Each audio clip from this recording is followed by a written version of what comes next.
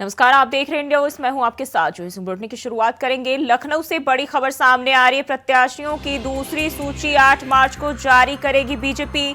तो बीजेपी 8 मार्च को प्रत्याशियों की दूसरी लिस्ट जारी करेगी। 7 मार्च को बीजेपी संसदीय बोर्ड की बैठक होगी। बैठक में प्रत्याशियों के नाम को लेकर मंथन होगा। सुभासपा आरएलडी अपना दल की सीटें तय की जाएंगी। बिजनौर बागपत सीट आरएलडी को दी जा सकती है। वहीं सूत्रों के हवाले से जानकारी सामने आ रही कि अमरोहा सीट पर भी दावेदारी पेश कर रही है आरएलडी। तो अमरोहा सीट को लेकर जो है आरएलडी की ओर से दावेदारी पेश की जा रही है और ये बड़ी जानकारी सामने आ रही लखनऊ से। 7 मार्च को बीजेपी संसदीय बोर्ड की बैठक होने जा रही है और 8 मार्च को बीजेपी की ओर से प्रत्याशियों की दूसरी लिस्ट जारी की जा सकती है। और बताया जा रहा है कि 7 मार्च को होने वाले बैठक में प्रत्याशियों के नामों को लेकर मंथन किया जाएगा।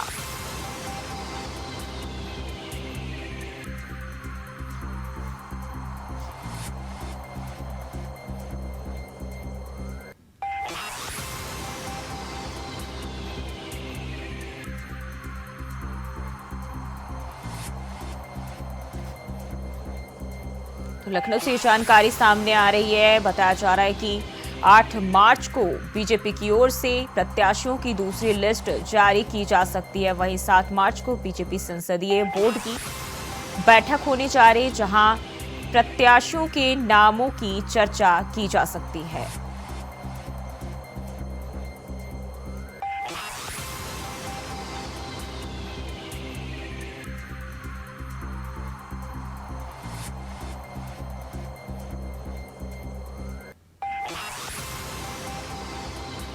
लखनऊ से जानकारी सामने आ रही, सुभासपा आरएलडी अपना दल की सीटें बैठक में तय की जाएंगी। और बिजनौर बागपत सीट की बात करें तो आरएलडी को दे दिया गया है। हालांकि अमरोहा पर भी आरएलडी की ओर से दावेदारी पेश की जा रही है।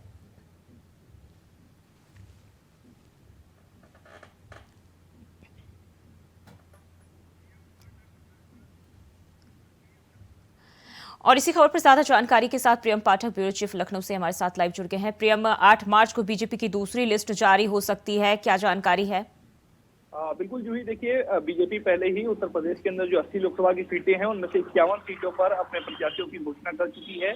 और अब जो बची हुई 29 सीटें हैं, माना जा रहा है कि उसको लेकर 8 तारीख को बीजेपी अपनी दूसरी लिस्ट जो है वो जारी कर सकती है। और उसमें उसके जो सहयोगी दल हैं, चाहे वो आरएलडी हो, अपना दल हो या फिर संजय निषाद की पार्टी हो, इन सभी को जो भी डील हुई है उसके लिहाज से जो है उनको सीटें जो है वो दी जा सकती हैं और इसी को लेकर कयास लगाई जा रहे हैं। हालांकि इसको लेकर अभी भी मंथन जो है बीजेपी के अंदर खाने में जारी है और हर एक सीट को लेकर अभी भी जो मंथन है वो किया जा रहा है। माना जा रहा है कि नाम तय हो चुके हैं, सहयोगी दलों को कितना जो है हिस्सेदारी देनी है उस पर भी चर्चा हो चुकी है। केंद्रीय नेतृत्व ने पूरा जो माइक्रो मैनेजमेंट लेवल पर प्लान है उसको तैयार किया है और अब उसको एग्जीक्यूट करने की तैयारी जो है वो चल रही है। और इसलिए माना जा रहा है कि 8 तारीख को बीजेपी अपनी दूसरी सूची जो है उसको जारी करेगी और सूची के अंदर उसके जो सहयोगी दल हैं उनको लेकर उन नामों की जो है वो घोषणा होगी कि कौन कौन सी सीट किस सहयोगी दल को दी गई है। आरएलडी का भी अब आधिकारिक रूप से जो है वो एनडीए में शामिल हो चुकी है। तो ऐसे में उसको पश्चिम में जो सीटों की बात कही जा रही, चाहे वो बागपत हो या अन्य जो सीटें हो, तो उन पर भी जो है घोषणा हो सकती है कि किस दल को कौन सी सीट दी गई है और कितनी सीटें दी गई हैं।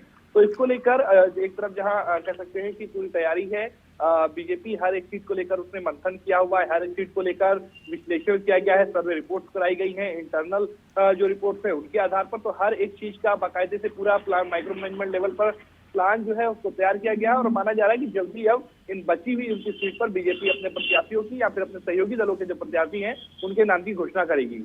जी प्रियम, बताया जा रहा है कि अपना दल को जो मिर्जापुर रॉबर्ट्सगंज सीट मिलने की संभावना है। वहीं आरएलडी 2 सीट बागपत और बिजनौर मिलने के अलावा जो अमरोहा पर अपनी दावेदारी पेश कर रही है। बिल्कुल, देखिए चाहे वो अपना दल हो या फिर आरएलडी हो, सभी ने जितनी सीटों की मांग करी थी उस हिसाब से उन्होंने अपने अपनी दावेदारी के लिहाज से जो है वो संख्या भेजी है बीजेपी के पास में। अब उस पे अंतरखाने में मंथन हुआ है और उसमें देखना होगा कि एनडीए की तरफ से कितना ऑफर जो है वो दूसरे दलों को दिया जाता है, चाहे वो आरएलडी हो या फिर अपना दल हो। हालांकि माना जा रहा है जिस तरीके से पिछले लोकसभा चुनाव में अपना दल को जो जितनी सीटें दी गई थी वो उससे बढ़ाकर एक सीट जो है वो इस बार दी जा सकती है। लेकिन कौन कौन सी वो सीट होंगी, हालांकि मिर्जापुर, रॉबर्ट्सगंज ये पहले भी अपना दल के पास में रही हैं, तो अब इस बार भी माना जा रहा है कि इन दोनों सीट पर भी जो है वो अपना अपना दल के प्रत्याशी उतरेंगे। देखना होगा 8 तारीख को अगर सूची दूसरी जारी होती है तो उसमें बीजेपी अपने सहयोगी दलों को कितनी हिस्सेदारी देती है। जी, और बात करें प्रियम, अगर हम वरुण गांधी और मेनका गांधी की, तो इनके नाम जो है पहले लिस्ट में नहीं थे, तो क्या दूसरी लिस्ट में आ सकते हैं? क्योंकि बताया जा रहा है कि पार्टी में विरोध होने के चलते जो अब जो है पीएम स्तर पर इसको लेकर बातचीत की जाएगी। देखिए, हर एक सीट को लेकर जो बात है वो केंद्रीय स्तर पर ही हुई है और हर एक नाम का जो अंतिम फैसला है वो केंद्रीय नेतृत्व की तरफ से ही लिया गया है।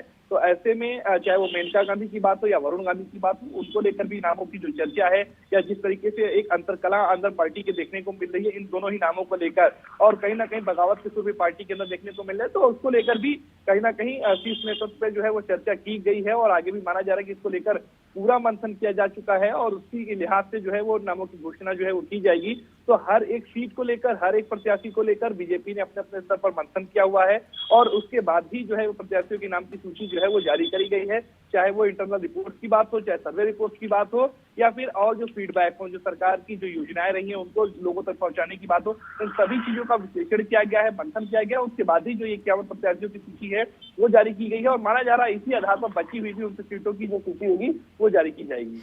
जी, खबर यह भी है कि ओपी राजभर को जो है घोसी से सीट मिल सकती है।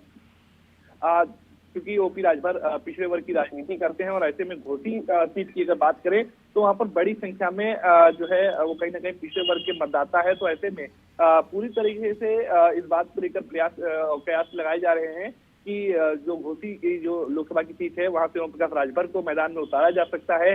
हालांकि ये भी क्योंकि अभी केवल कयास है, एग्जैक्टली में क्या होगा ये बीजेपी में पहले से कह पाना काफी मुश्किल होता है, क्योंकि बीजेपी किस लेवल पर जाकर सोच रही है, संघ या जो संगठन में किस स्तर पर मंथन हो रहा है, वहां पर कई बार हमने देखा है कि जो कयास लगाए जा रहे हैं तो उसके विपरीत नतीजे जो है वो देखने को मिलते हैं। तो अभी जरूर इस तरीके के कयास लगाए जा रहे हैं कि राजभर को वहां पे भेजा जा सकता है या फिर अन्य किसी और नेता को वहां पर पार्टी भेजेगी। ये जब लिस्ट जारी होगी उसके बाद स्थिति स्पष्ट हो पाएगी। जी प्रियम, बहुत बहुत शुक्रिया आपका तमाम जानकारी के लिए। और वहीं दिल्ली से बड़ी खबर सामने आ रही है। नफे सिंह राठी हत्याकांड मामले में 2 शूटर्स गिरफ्तार। पुलिस ने दोनों को गोवा से गिरफ्तार किया। आरोपियों की पहचान सौरभ और आशीष के नाम से की गई है। पुलिस ने बताया कि आरोपी कपिल सांगवान गैंग के सदस्य हैं।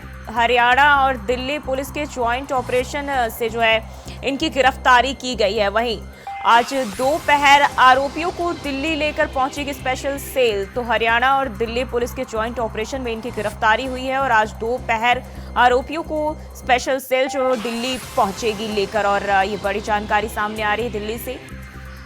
हरियाणा और दिल्ली पुलिस के ज्वाइंट ऑपरेशन में जो है इन पर कार्रवाई की गई है और आरोपी जो है कपिल सांगवान गैंग के सदस्य बताए जा रहे हैं। तो पुलिस की ओर से ये जानकारी मिली है और पुलिस ने दोनों को गोवा से गिरफ्तार किया है, जिनकी पहचान सौरभ और आशीष के रूप में की गई है। तो नफे सिंह राठी हत्याकांड मामले में 2 शूटर्स को गिरफ्तार कर लिया गया है, जिनके नाम सौरभ और आशीष बताए जा रहे हैं।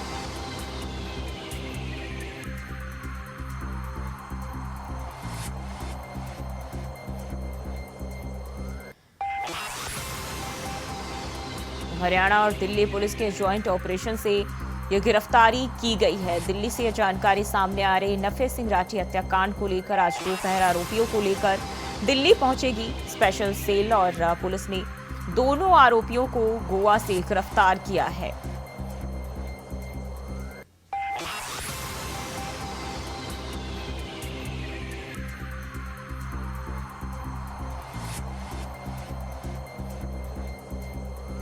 नफे सिंह राठी हत्याकांड मामले में 2 शूटर्स को गिरफ्तार कर लिया गया है और पुलिस ने दोनों ही शूटर्स को गोवा से गिरफ्तार किया है। और बताया जा रहा है कि आरोपियों की पहचान सौरभ और आशीष के नाम से की गई है और हरियाणा और दिल्ली पुलिस की ज्वाइंट ऑपरेशन के तहत ये कार्रवाई की गई है। वहीं आरोपी कपिल सांगवान गैंग का सदस्य बताया जा रहा है, जिसे पुलिस ने गोवा से गिरफ्तार किया है।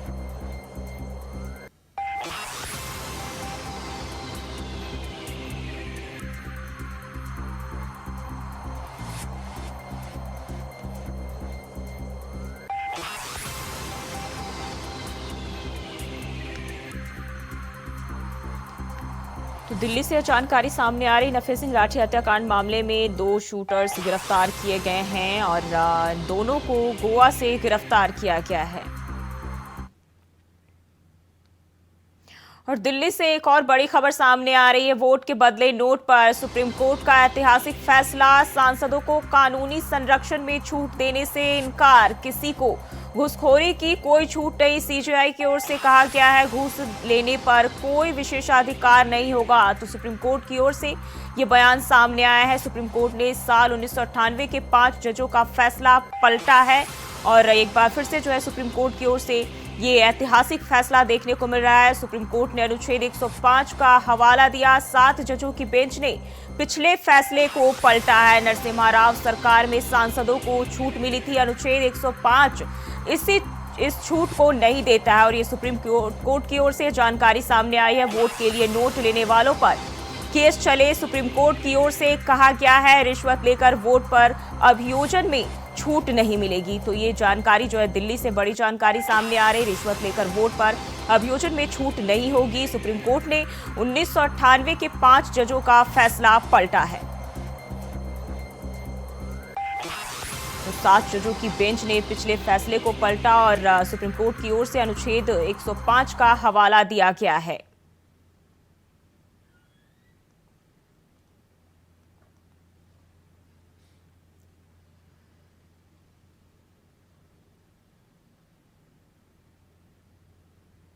तो दिल्ली से बड़ी खबर सामने आ रही, वोट के बदले नोट पर सुप्रीम कोर्ट का ऐतिहासिक फैसला देखने को मिला है, जहां सांसदों को कानूनी संरक्षण में छूट देने से सुप्रीम कोर्ट की ओर से इनकार कर दिया गया है।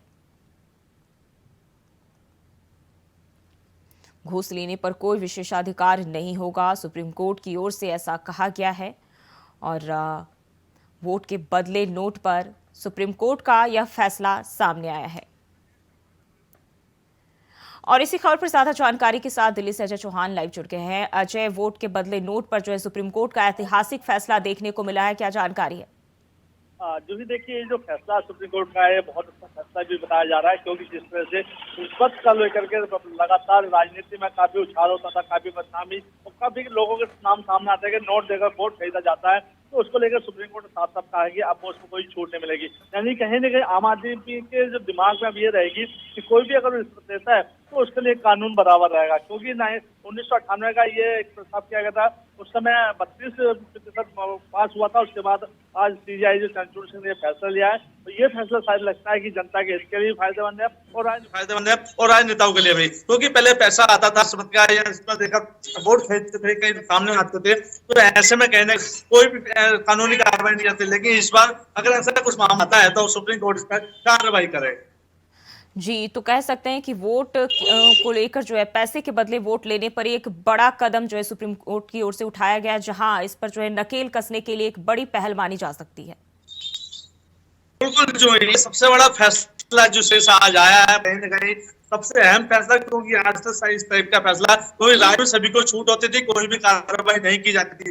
लेकिन अगर अब इस बार ऐसी कोई इतना सामने आती है कि ऐसा कोई बयानबाजी भी आती है, तो इस पर एक्शन किया जाएगा और कार्रवाई भी की जाएगी। क्योंकि जो राजनेताओं के जो चुनाव होते हैं उस समय जो बजट पास है कि कितना खर्च करना होगा उसकी लिमिट में, और अगर उस चक्कर में अगर वीडियो या कोई ऐसी बात सामने आती है कि नेताओं ने पैसे दिए, पैसे मतलब वोट दिया, कहीं उस पर कार्रवाई भी की जाएगी। हो सकता है उनको चुनाव कभी सख्त आदेश है उस पर उल्लंघन करने पर भी कार्रवाई की जाएगी। तो कई बाजी होते हैं, बयानबाजियों को भी लेकर के आ गया, वही इसको लेकर भी तैयार किया गया, क्योंकि जिस तरह से ये फैसला है, फैसला सुप्रीम कोर्ट का फैसला जो होगा सभी मानने में होगा। इसमें एक भय होगा कि आगे क्या कानूनी कार्रवाई देते हुए पकड़ के वोट की मांग की गई, बयानबाजी हुई, चाहे संसद की हो चाहे कानून कार्रवाई हो, सबके लिए बराबर है। तो कहीं ना कहीं इससे काफी भ्रष्टाचार जो होगा रुकेगा और जो वोट होगा वो सही हाथों पे जाएगा। जी अजय, सुप्रीम कोर्ट ने साल 1998 के 5 जजों का फैसला जो है पलट दिया है, जिसमें उन्होंने अब कहा है कि घूस लेने पर कोई विशेषाधिकार नहीं होगा। बिल्कुल, देखिए जो फैसला था वो बहुत अच्छा फैसला है, क्योंकि इसमें सराहनीय फैसला रहेगा। सभी के लिए अधिकार जो बराबर हो गया, चाहे सांसद हो, चाहे विधायक हो, चाहे निगम पार्षद हो, कोई भी एमएलसी हो, अगर इस तरह की इतना सामने आते हैं तो कानूनी कार्रवाई की जाएगी। जो सजा का प्रावधान होगा वो सुप्रीम कोर्ट की तरफ से भी किया जाएगा और चुनाव आयोग की तरफ से भी किया जाएगा। तो जनता के अंदर जो एक प्रभाव होता है, जो देखने को मिलता है कि सभी का अधिकार जो बराबर है, क्योंकि पैसे लेकर काम करते थे, पैसा देकर वोट लेते थे, ऐसी वीडियो आती थी, कमान देकर लोगों से वोट लेते थे, लालच देकर। तो इस टाइप की भी अगर कोई प्रतिक्रिया सामने आती है तो उस पर भी सुप्रीम कोर्ट एक्शन लेगा। जी अजय, 7 जजों की बेंच ने जो है पिछले फैसले को पलटा है और अनुच्छेद 105 का हवाला दिया गया है। इसके अलावा और क्या हिदायत दी गई है? अगर ऐसा कोई करता है उसके ऊपर क्या कार्रवाई हो सकती है? देखिए, कार्रवाई उसमें कई ऐसे कानून बनाए जाएंगे और अभी जिसमें फैसला आया इस पर प्रतिक्रिया की जाएगी और इसको देखना होगा कि अगर ऐसी चीज सामने आती है तो सांसदों का जो टिकट है शायद उस पर भी कार्रवाई की जा सकती है, उसको प्रशासन हटा भी जा सकता है, क्योंकि एक खुलेआम वो पैसा देकर वोट खरीदा रहा है। चाहे उसमें कई आरोप लगाते हैं, चाहे कोई भी पार्टी हो, चाहे कोई भी सिस्टम हो, तो राजनीति के अंदर ये जो नया फैसला है ये सबसे बड़ा फैसला है। चाहे वो छोटा नेता हो चाहे वो बड़ा नेता हो, सभी के लिए समान रहेगा और वही आम आदमी पार्टी जो आम पब्लिक के लिए जो फैसला वो सराहनीय रहेगा। इसमें अजय, सुप्रीम कोर्ट की ओर से कहा गया है कि वोट के लिए नोट लेने वालों पर केस चले, तो इसे कब तक अमल में किया जा सकता है? देखिए, जिस तरह से फैसला आया हो सकता है बहुत जल्दी हो। 2024 से चुनाव भी नजदीक आ चुके हैं और टिकट की घोषणा हो चुकी है, तो हो सकता है कानून जो सुप्रीम कोर्ट है उस पर लागू किया जाए, लेकिन इसका प्रावधान होता है, समय होता है। अब देखना होगा कि सुप्रीम कोर्ट कब लागू किया। हो सकता है इस पर राष्ट्रपति तक ये फाइल भेजी जाए, उसके बाद ही कोई ना कोई फैसला लिया जाएगा। जी, तो ये बहुत ही ऐतिहासिक फैसला जो है सुप्रीम कोर्ट की ओर से लिया गया है और बहुत बहुत शुक्रिया आपका तमाम जानकारी के लिए। और बढ़ते आगे, लखनऊ में यूपी एसटीएफ को बड़ी सफलता मिली, जहां एसटीएफ ने घुमंतू गैंग के सरगना को अरेस्ट कर लिया है। बता दें कि आरोपी हत्या, लूट, डकैती, रेप के मामलों में फरार चल रहा था, जिसको एसटीएफ ने प्रयागराज से गिरफ्तार कर लिया है।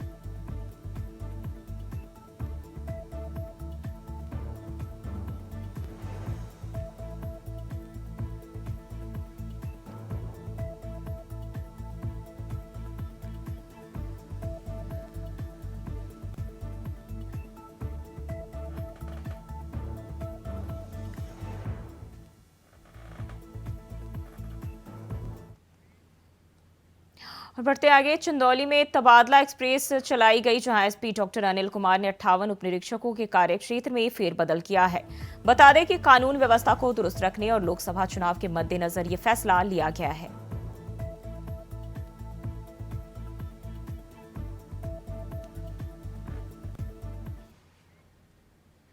और वहीं करहल में दूल्हा और दुल्हन में विवाद हो गया, जहां दूल्हे ने दुल्हन के साथ मारपीट की और दरअसल चढ़ाव के समय फेरों से पहले यह विवाद हुआ। विवाद के बाद करहल पुलिस भी मौके पर पहुंच गई और दूल्हा दुल्हन को थाने लेकर आई। वहीं रिश्तेदार भी करहल थाने पहुंच गए और समझौते की प्रक्रिया जो है वो शुरू कर दी गई। दुल्हन ने समझौते करने से इनकार कर दिया और दूल्हे पर कार्रवाई करने पर दुल्हन अड़ गई और इसके बाद जो है पुलिस ने दुल्हन और दूल्हे के पिता को हिरासत में लिया और दुल्हन को भी थाने में बिठा लिया।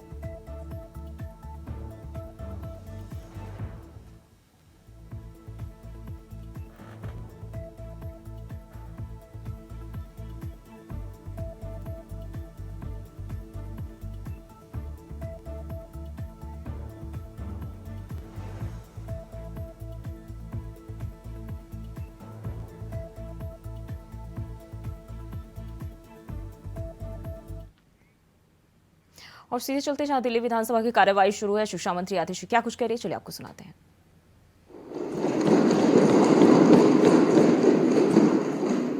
दिल्ली के लोगों ने 2015 में जब अरविंद केजरीवाल जी को अपना मुख्यमंत्री चुना तो उन्होंने शिक्षा को अपना राजधर्म बनाया और पिछले 9 सालों में अपने प्रयासों से दिल्ली की शिक्षा व्यवस्था में आमूलचूल परिवर्तन लेकर आए।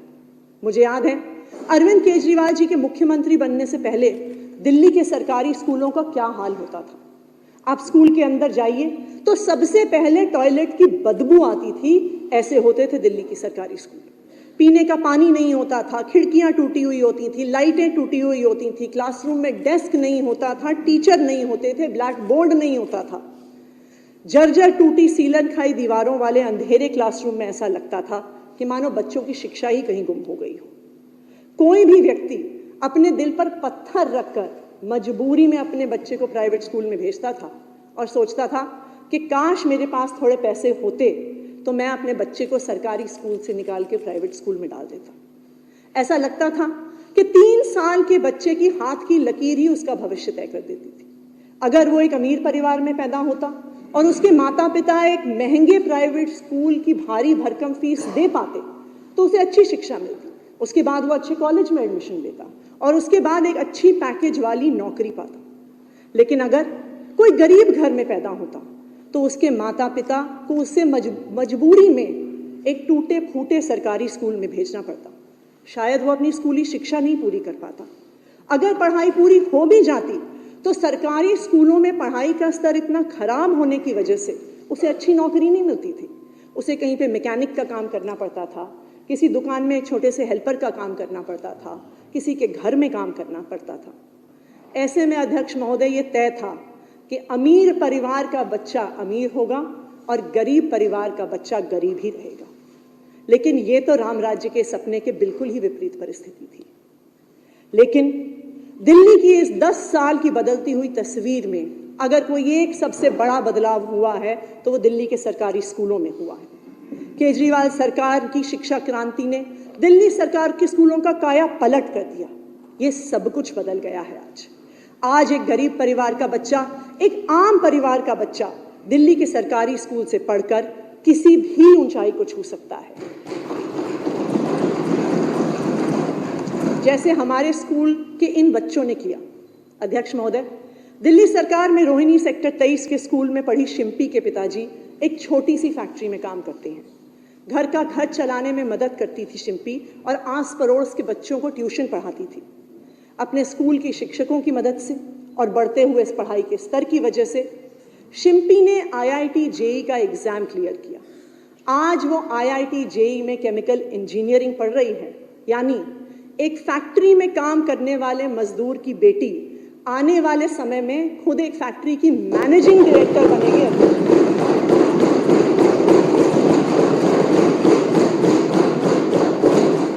दिल्ली के नंद नगरी स्कूल में पढ़ने वाला हिमांशु भी बड़ी मुश्किल परिस्थिति में जी रहा था।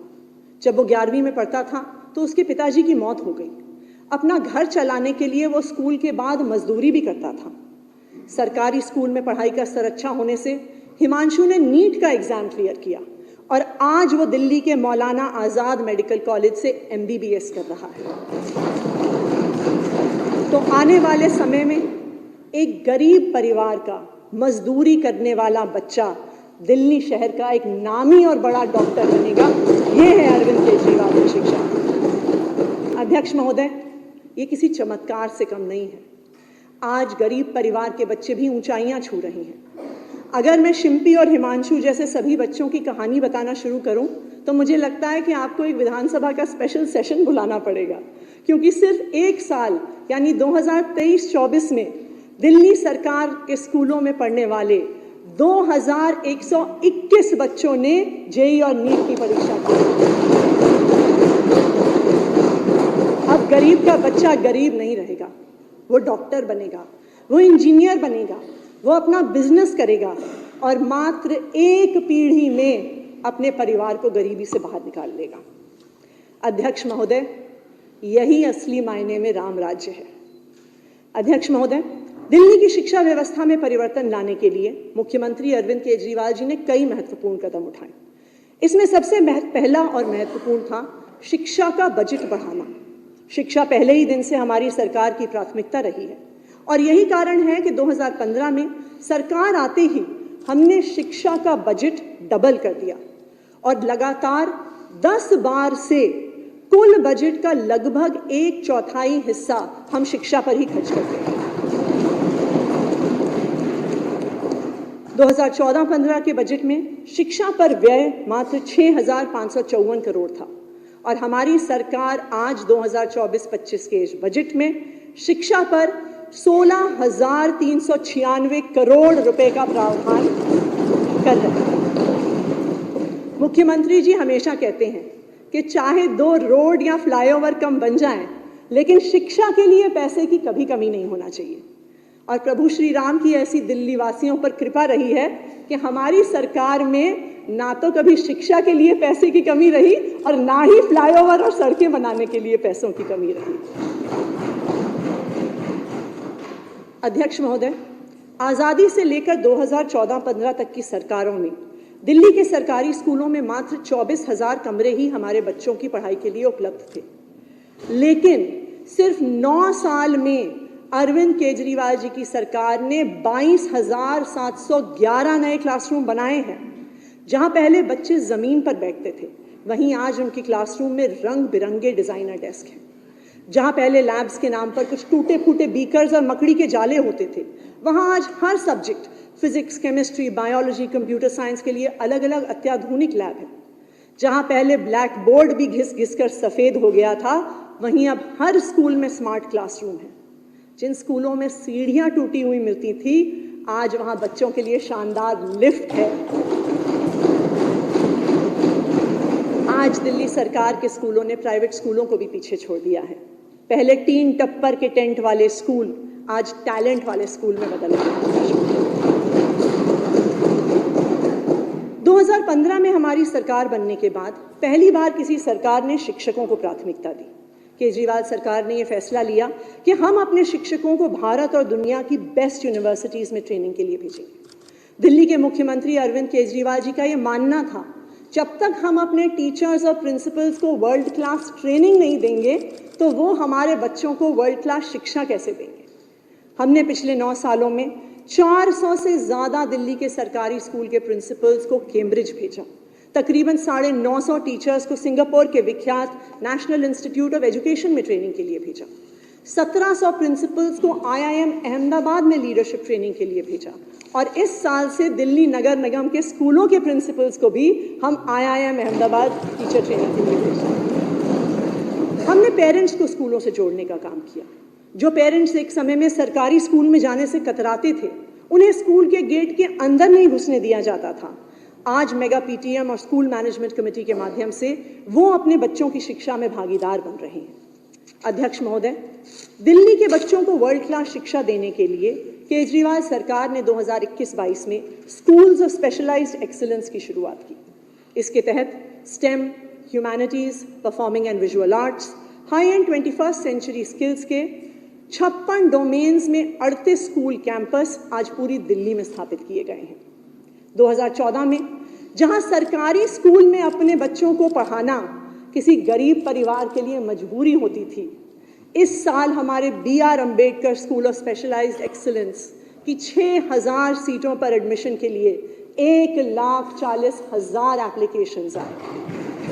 जिस अनुपात में SOSEs में एप्लीकेशंस आए हैं, शायद उतना IIT JEE में भी नहीं आते जितना हमारे SOSEs में। अध्यक्ष महोदय, इसके साथ ही हमारे 3 और specialised schools, armed forces preparatory school, Delhi sports school और दिल्ली मॉडल वर्चुअल स्कूल है। यह हमारे लिए गर्व की बात है कि आर्म्ड फोर्सेस प्रेपरेटरी स्कूल के पहले ही बैच के 76 बच्चों में से 32 बच्चों ने UPSC द्वारा आयोजित NDA की लिखित परीक्षा को पास कर लिया है। शिक्षा के क्षेत्र में केजरीवाल सरकार का एक और महत्वपूर्ण कदम रहा है स्कूलों में शिक्षकों और प्रिंसिपल्स की रिकॉर्ड भर्ती। 2014 तक दिल्ली सरकार के स्कूलों में 34,182 रेगुलर टीचर्स हुआ करते थे। आज दिल्ली सरकार के स्कूलों में 47,914 रेगुलर टीचर्स हैं और लगभग 7,000 की भर्तियां प्रक्रिया इस समय अभी चालू है। 2023 में पहली बार दिल्ली सरकार के स्कूलों में UPSC के माध्यम से सीधा 324 प्रिंसिपल्स की नियुक्ति हुई, जो अपने आप में एक रिकॉर्ड है। साथ ही 389 वाइस प्रिंसिपल्स को भी प्रिंसिपल के रूप में प्रमोट किया गया। इन सब कदमों से सुनिश्चित हुआ कि दिल्ली सरकार के लगभग सभी स्कूलों में आज एक नियमित प्रिंसिपल है, एक स्कूल लीडर है। World class building, world class teacher training, parents की भागीदारी, स्कूल ऑफ स्पेशलाइज्ड एक्सीलेंस ने आज दिल्ली सरकार के स्कूलों को देश और दुनिया के सबसे शानदार स्कूलों के बराबर लाके खड़ा कर दिया है। पिछले 8 सालों से दिल्ली सरकार के स्कूलों के बोर्ड का रिजल्ट प्राइवेट स्कूलों से बेहतर आ रहा है। और ना सिर्फ इतना, पिछले 3 सालों में 4 लाख से ज्यादा बच्चों ने प्राइवेट स्कूलों को छोड़कर दिल्ली सरकार के स्कूलों में एडमिशन लिया।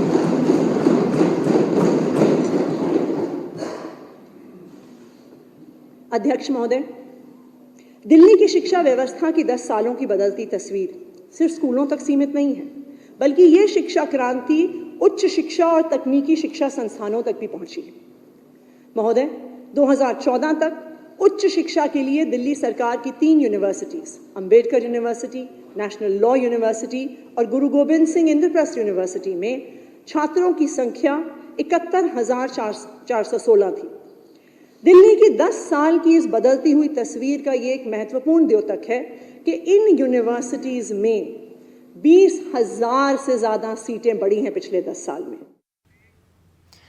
तो अब दिल्ली विधानसभा से मंत्री आतिशी को सुन रहे थे और बात करते हैं खबरों की। कानपुर में केपी समूह द्वारा अखिल भारतीय चौरसिया समाज द्वारा 23वें परिवार मिलन समारोह का आयोजन किया गया। इस मौके पर 32 जोड़ों का सामूहिक विवाह भी संपन्न हुआ। सभी जोड़ों ने एक दूसरे को वरमाला पहनाकर पूरे हिंदू रीति रिवाज के साथ अग्नि के 7 फेरे लिए। आपको बताते चले कि कानपुर में केपी समूह द्वारा चौरसिया समाज का परिवार मिलन समारोह आयोजित किया गया, जिसमें 23वें वार्षिक समारोह में 32 जोड़ों का सामूहिक विवाह करवाया गया। वहीं पिछले 23 सालों में अब तक 1132 जोड़ों का विवाह संपन्न करवाया जा चुका है और चौरसिया समाज के सभी लोग इस कार्यक्रम में बढ़ चढ़ कर हिस्सा लेते हैं। आपको बताते चले कि घोड़ी पर बैठकर सभी दूल्हे जनवासे से कार्यक्रम स्थल पर आए, जहां पर उनका और उनके परिवार का द्वार 4 के दौरान स्वागत किया गया। इसके बाद स्टेज पर वर वधू ने एक दूसरे को वरमाला पहनाई। फिर मंत्रोच्चारण के दौरान सभी जोड़ों ने अग्नि के 7 फेरे भी लिए।